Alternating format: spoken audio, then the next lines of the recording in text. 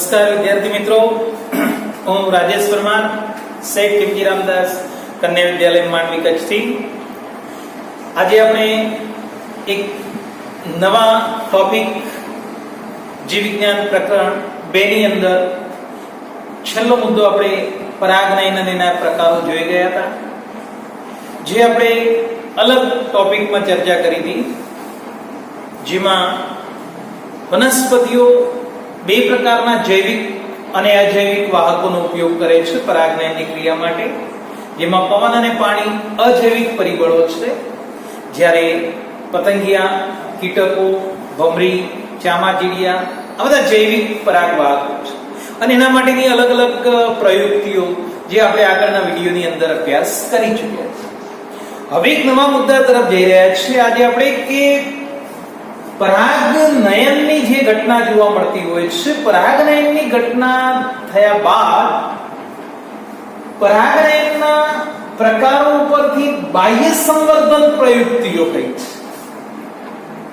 નો મતલબ એ થાય કે સ્વપરાગનયન થાય છે તો પુષ્પ ઉભયલિંગી છે. પુષ્પ ઉભયલિંગી હોવાને કારણે જે પુષ્પની પરાગરજ હોય એ જ પુષ્પના સ્ત્રી કેસરના પરાગાસન ઉપર સ્થાપિત થાય, સ્વફલન તરીકે ઓળખી શકાય, અથવા તો સ્વપરાગનયન આપણે કહી શકીએ. પણ ઘણી વખત એવું બનતું હોય છે કે કેટલીક વનસ્પતિઓની અંદર આ સ્વફલનને અટકાવવા માટે જુદા જુદા પ્રકારની ભૌતિક કે રાસાયણિક પરિસ્થિતિઓમાં ફેરફાર થાય, જેના કારણે જે પરાગરજ ઉભયલિંગી પુષ્પની હોવા છતાં પણ એની જ પુષ્પના પરાગાસન પર સ્થાપિત થવાની શક્યતાઓ રહેતી નથી. તો એ બાબતો છે એ બે અલગ અલગ છે. એક સ્વફલન બાબત છે અને એક સ્વ અસંગતતા છે.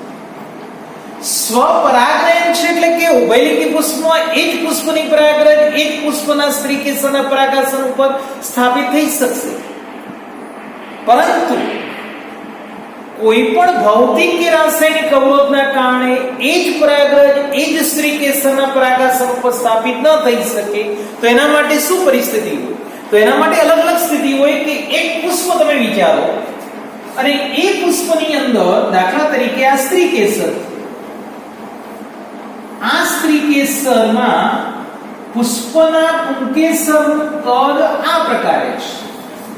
હવે તમે વિચારો કે અહીંયાથી છૂટી પડેલી પરાગરજ આના સ્ત્રી કેસરના પરાગાસન પર સ્થાપિત થવાની શક્યતાઓ બહુ ઓછી રહેતી હોય છે. મતલબ સ્વપરાગનયન જાતે થવાની શક્યતાઓ રહેતી હોતી નથી. તો એના માટે શું કરાવવું પડે? તો એના માટે પરપરાગનયન કરાવવું પડે. તો એ પરપરાગનયન માટે શું જરૂર પડે? તો આગળનો મુદ્દો આપણે ભણી ગયા એમાં કે એમાં પરાગવાહકોની જરૂર પડે. કોઈ વાહક આ પરાગરજને આ સ્ત્રી કેસરના પરાગાસન પર સ્થાપિત કરાવી શકે તો પરાગનયનની ઘટના શક્ય બની શકે. જો આવું ન બને એ માટે કુદરતી રીતે જ બંનેના સ્થાન અલગ અલગ જોવા મળે છે. એના કારણે એ જ પરાગરજ એ જ પુષ્પના સ્ત્રી કેસરને પરાગિત કરી શકતી નથી. તો એ ઘટનાને સ્વ અસંગતતા તરીકે ઓળખવામાં આવે છે. તો આવી અલગ અલગ પ્રકારની પ્રયુક્તિઓમાં બીજો પણ મુદ્દો છે કે ઘણી વખત એવું બને કે પુષ્પનું પરાગાસન અને પુષ્પના પરાગાશય, આમાં તમે જોઈ શકો છો કે આ પુષ્પની પરાગરજ અહીંયા ઉત્પન્ન થાય તો અહીંયા સ્થાપિત સરળતાથી થઈ શકે એમ છે, પરંતુ કોઈ એવો ભૌતિક અવરોધ કે કોઈ એની રચના એવી છે કે જેને કારણે જે સમયે પરાગાસન પરાગરજને સ્વીકારવા માટે તૈયાર હોય એ દરમિયાન પરાગરજ ઉત્પન્ન થતી નથી હોતી, અને જ્યારે પરાગરજ ઉત્પન્ન થાય છે ત્યારે સ્ત્રી કેસરનું પરાગાસન એને સ્વીકારવા તૈયાર નથી હોતું. તો આ જે બાબત બને છે એ બાબત સ્વ અસંગતતા તરીકે ઓળખી શકાય. કે જાતે ને જાતે એવા કોઈ પરિબળો બને છે કે જેના કારણે બંનેનો વિકાસ થવાનો જે તબક્કો છે, જન્યુજનક નર હોય કે માદા હોય, એ બંનેનો અલગ અલગ સમયગાળો છે. માટે એ જ પુષ્પની પરાગરજ એ જ પુષ્પના સ્ત્રી કેસરના પરાગાસન ઉપર સ્થાપિત થઈ શકતી નથી. તો એના માટે શું કરાવવું પડે? તો એના માટે અલગ અલગ પ્રકારની પ્રયુક્તિ કરાવવી પડે. અને આવી પ્રયુક્તિની અંદર વૈજ્ઞાનિકો પણ આ પ્રકારે પરફલન કરાવવા માટે જુદા જુદા ઓબ્ઝર્વેશન પણ કરતા હોય છે, પ્રયોગો પણ કરે.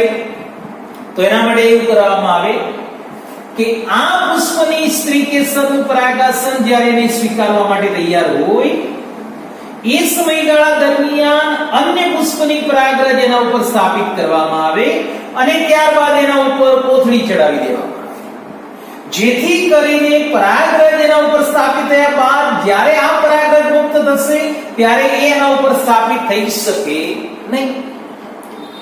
અથવા તો એવું બને કે સ્વપરાગનયન નથી કરાવવું ને પરપરાગનયન કરાવવું છે, તો એ માટે આ પુષ્પની સ્ત્રી કેસરની જે રચના હોય એ વિકાસ પામે પહેલા એમાંથી પુંકેસરને દૂર કરી દેવામાં આવે અને અન્ય પુષ્પની પરાગરજને સ્થાપિત કરવામાં આવે અને ત્યારબાદ એની ઉપર કોથળી ચડાવી દેવામાં આવે, જેથી બીજી પરાગરજ એને સ્થાપિત કરી શકે નહીં.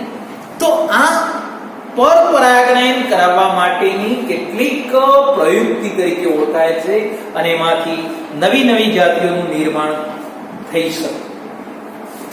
બીજો મુદ્દો છે આપણો કે સ્વપરાગરજ સ્ત્રી કેસરના આંતરક્રિયાઓ. આંતરક્રિયાઓની બાબત એ છે કે આપણે પરાગરજની રચના જોઈએ તો પરાગરજની રચનાની અંદર આપણે કેવા કહો જોઈએ કે આ એક પરાગરજ છે, તો પરાગરજની અંદર બે કોષો હતા, એક મોટા કદનો કોષ હતો એ વાનસ્પતિક કોષ હતો ને એક નાના કદનો કોષ હતો એ જનન કોષ તરીકે. આમ દ્વિકોષીય રચના પણ જોવા મળતી હોય ને કેટલાકમાં ત્રિકોષીય રચના પણ જોવા મળતી હોય. આ પરાગરજ અલગ અલગ રીતે ઉત્પન્ન થતી જોવા મળતી હોય છે અને આ પરાગરજ જ્યારે સ્ત્રી કેસરના પરાગાસન ઉપર સ્થાપિત થતી હોય છે ત્યારબાદ પરાગરજનું અંકુરણ થાય એટલે પરાગનલિકાનું નિર્માણ થાય. તો એ પરાગનલિકા કઈ રીતે વિકાસ પામે છે? દાખલા તરીકે આ એક સ્ત્રી કેસર છે અને નીચેની બાજુએ આ બીજાશયનો ઉપસેલો ભાગ છે, એની અંદર ભ્રૂણપૂટામાં જોવા મળે છે. ભ્રૂણપૂટમાં બે સહાયક કોષો અને એક અંડકોષ કેન્દ્ર રહેલું હોય, મધ્યમાં બે દ્વિતીયક કોષ કેન્દ્રો હોય અને ઉપરની તરફ 3 કોષ કેન્દ્રો હોય, મતલબ અષ્ટકોષ કેન્દ્રીય ભ્રૂણપૂટ છે. હવે રચના સમજો તમે કે અહીંયા પરાગરજ ઉત્પન્ન થઈને સ્થાપિત થયેલી છે, તો એ પરાગરજનું જ્યારે જનન છિદ્ર મારફતે પરાગનલિકાનું નિર્માણ થશે અને એ પરાગનલિકા પરાગવાહિનીમાંથી પસાર થાય અને બીજાંડ છિદ્રના ભ્રૂણપૂટ સુધી પહોંચે છે ત્યારે પરાગનલિકાની અંદર ટોચના ભાગે બે નરપુંજન્યોનું નિર્માણ થાય અને આ બે નરપુંજન્યો ક્યાં મુક્ત થશે? ભ્રૂણપૂટમાં. જે સૌપ્રથમ બે સહાયક કોષ કેન્દ્રો જે રહેલા છે બે સહાયક કોષ કેન્દ્રો મારફતે અંદરની તરફ મુક્ત થશે અને પરાગનલિકા અંદર મુક્ત બે નરપુંજન્યો કરશે અને એમાંથી અંદરની તરફ એક કોષ કેન્દ્ર અંડકોષને ફલિત કરશે અને એક કોષ કેન્દ્ર દ્વિતીય કોષ કેન્દ્રને ફલિત કરશે.